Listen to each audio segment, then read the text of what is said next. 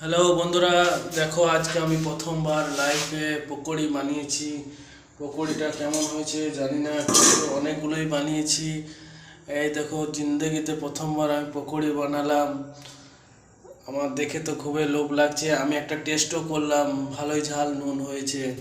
বিশ্বাস করো, এর আগে আমি কখনো পকোড়ি বানাইনি, এই প্রথমবার বানালাম। কিন্তু বিশ্বাস করতে পারছি না যে এত ভালো হতে পারে। দেখতে পাচ্ছ পকোড়িগুলোকে তোমরা, কতগুলো হয়েছে। এটাই আমি রাতেরও খাবার খেয়ে নেব। এই দেখো হিটারটা জ্বলছে, এই মাত্র এখনই করলাম। এই দেখো গরম